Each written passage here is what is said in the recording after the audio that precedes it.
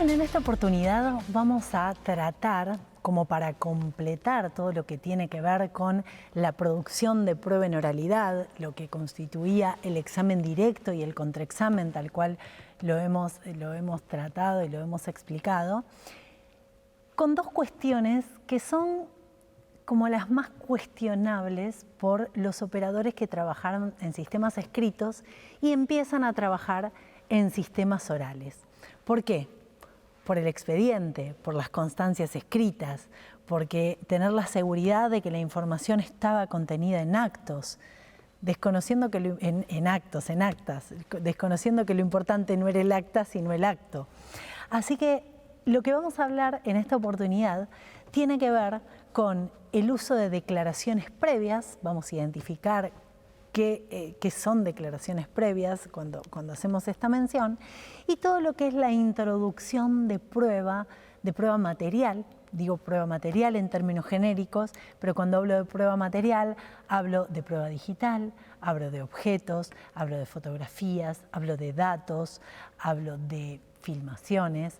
Todas las cuestiones materiales voy a hacer referencia cuando hablo de prueba material. Entonces, ¿cómo hago si no tengo expediente para utilizar esas declaraciones en el contexto del juicio y no solamente para introducirlas, sino para poder utilizar la información contenida en ellas, que eso es lo más trascendente?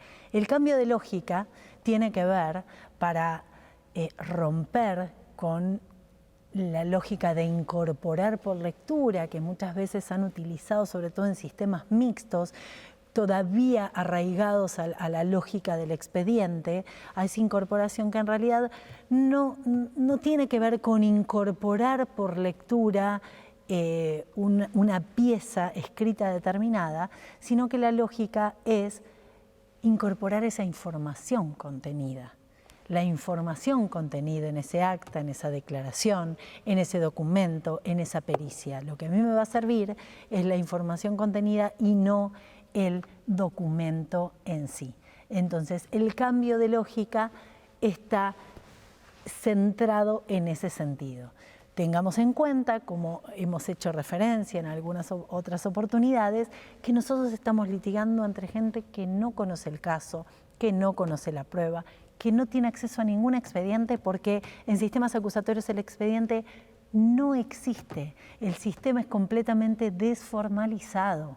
Entonces, a lo mejor las partes los que tienen son legajos en donde juntan la información, las pericias, o sea, como un legajo sin una estructura determinada, pero que los ordena para presentar y preparar su caso. Pero no es algo que se pueda ingresar automáticamente al juicio, ingresar en el sentido de adquirir la calidad de prueba como para ser valorada tanto por las partes en sus alegatos como por el juez o el órgano juzgador en sí al momento de decidir.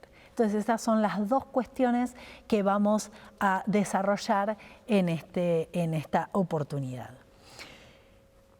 La realidad es que la introducción por lectura de cualquier declaración no va a satisfacer los requisitos de inmediación y contradicción. O sea, si yo automáticamente ingreso una declaración testimonial, ingreso en el sentido, o sea, cuando hablo de ingreso, en el sentido que lo desarrollé, de poder valorar esa información a los fines de resolver o de tomar alguna decisión. Ahí no habría contradicción, no habría inmediación. O sea, en realidad, como habría dicho en alguna oportunidad, si yo leo la declaración de la víctima, en lugar de tener a la víctima enfrente, no voy a estar inmediatamente en contacto con la producción de la prueba, sino que voy a leer voy a interpretar lo que interpretó la persona que le tomó declaración a la persona que declaró. Entonces, la lógica es que eso no pueda suceder, que ese material no pueda ingresar para ser valorado y adquirir calidad de prueba en el juicio, y esto tiene una lógica y tiene una dinámica, y eso es de lo que vamos a tratar de exponer en esta oportunidad, en este encuentro. Primero, ¿qué es una declaración previa? Porque hablamos de declaraciones previas, hablamos de prueba material. La prueba material la definimos un poquito, pero ¿qué es una declaración previa? Cuando hacemos referencia a declaraciones previas, es cualquier tipo de declaración que haya realizado el testigo, o sea, tanto por el imputado, por los testigos, con anterioridad al juicio. O sea, puede estar registrada de cualquier manera.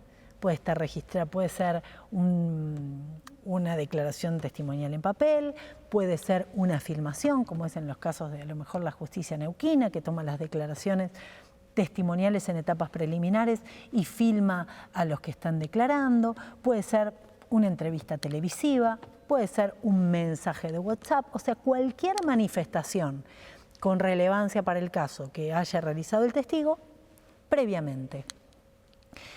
En principio, nunca se puede sustituir esa declaración, esa declaración previa, nunca va a poder sustituir la declaración de la persona en el juicio. O sea, lo que siempre va a primar es lo que diga frente a los jueces en el marco y en el contexto de la audiencia, respetuoso, como dijimos, de la inmediación con el juzgador y con las partes y dando la posibilidad de la contradicción.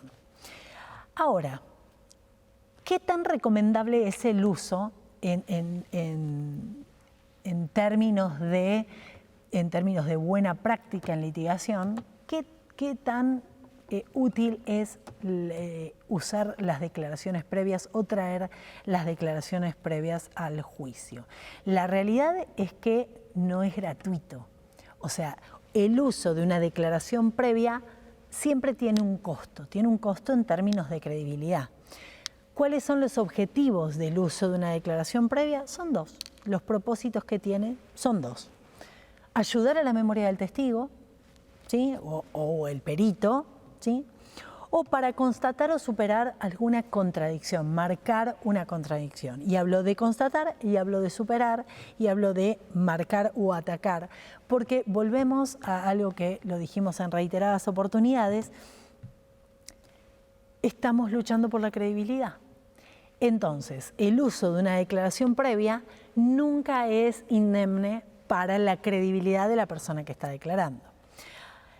A ver, ayudar a la memoria del testigo. Ayudar a la memoria del testigo, de alguna manera, puede haber algún elemento importante en la declaración previa y que el testigo, a pesar del interrogatorio, no me está pudiendo decir.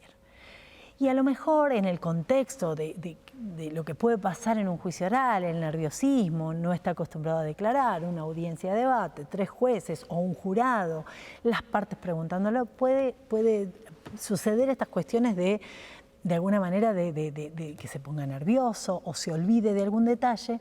Entonces ahí la parte lo que va a tener que analizar es el costo de decir, bueno, voy a permitirle, voy a usar una declaración que hizo previamente para que pueda introducir este fragmento de información que lo dijo en una oportunidad y ahora no me lo está pudiendo decir.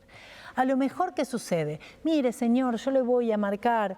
¿Usted recuerda esto? Ay, sí, me acuerdo, lo que pasa es que estoy nervioso y no me... Sí, y a lo mejor puede dar una explicación lógica de su olvido y yo obtengo como litigante ese fragmento o esa información que estaba necesitando y que era muy útil para mi teoría del caso.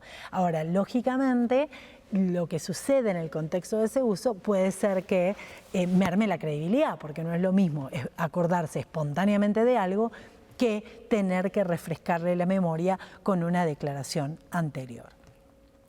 Un costo mucho más alto y que en realidad no suele ser de utilidad en los exámenes directos, es más utilizado de alguna manera en los contraexámenes, son las contradicciones. O sea, el testigo que decía blanco y ahora está diciendo negro.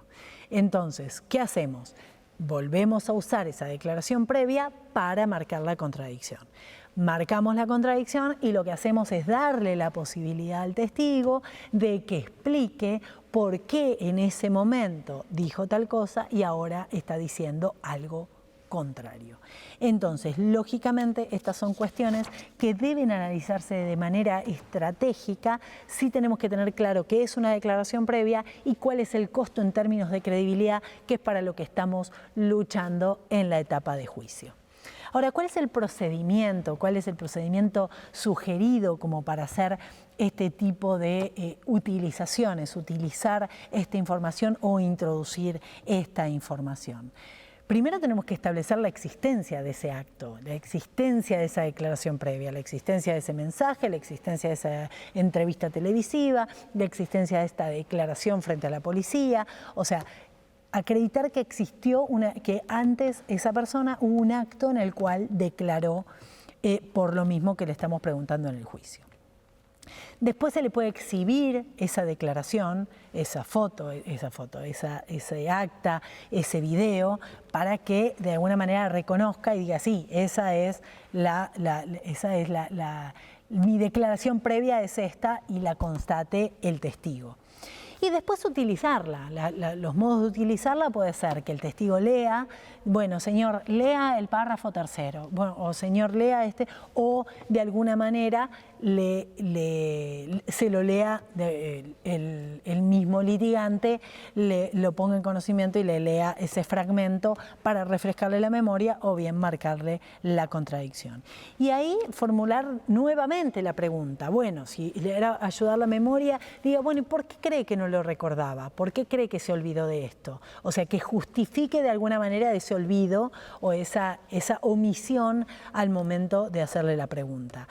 Y después, obviamente, en la contradicción, explicar por qué se contradijo en uno y otro caso. O sea, la realidad es que no tiene mucho sentido, o sea, suele suceder que a veces dicen una cosa en el marco de la investigación, a veces se arrepienten, a veces, y hacia la calidad de la información que nosotros estemos llevando al juicio.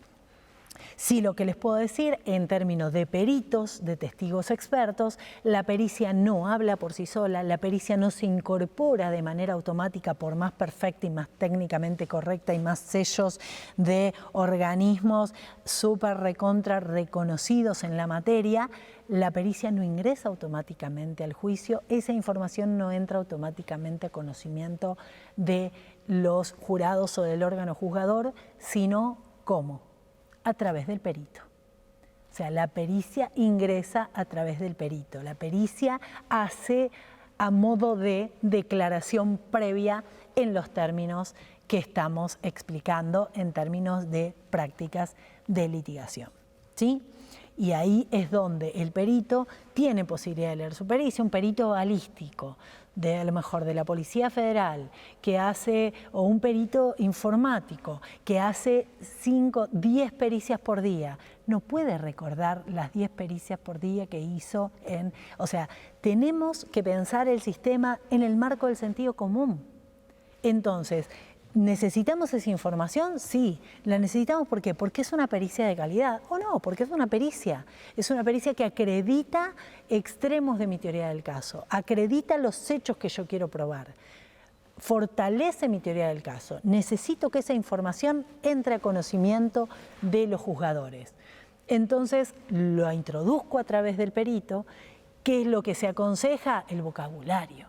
Es muy importante cuando yo hago este tipo de procedimientos de uso de declaraciones previas de un perito, que es la pericia, allanar el vocabulario del perito. El perito tiene que traducir lo que está diciendo al vocabulario lego, para que esa pericia de alguien que desconoce, y más en términos de evidencia digital, más en términos de informatización, con la complejidad y lo novedoso de algunas de estas cuestiones y el avance de la tecnología que a veces nos sorprende a nosotros mismos hasta en nuestra vida cotidiana. Imagínense de gente que está especializada y es experta en estas cosas, cómo tiene que, de alguna manera, el litigante construir todo este relato para que resulte creíble y hacer valer esta evidencia de una manera útil en el juicio y que acredite los hechos que quiere acreditar. Por otro lado, vamos a hablar de cómo, y de la misma manera que hablamos de estas declaraciones previas, vamos a hablar de cómo hacemos para incorporar la evidencia material, o sea, la prueba material, la evidencia digital.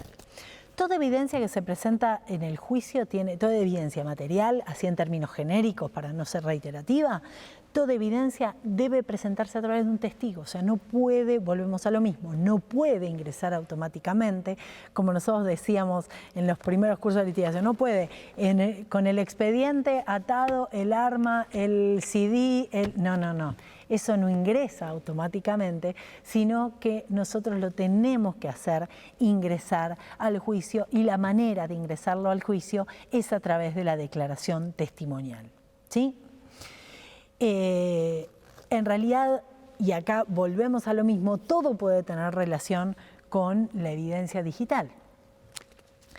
Así que la lógica de la normativa sería que en realidad partimos de la lógica de la desconfianza. Ese objeto, esa filmación, esa foto, esa declaración, no sabemos de dónde viene, no existe en el contexto de la audiencia hasta que yo no la ingreso con el testigo.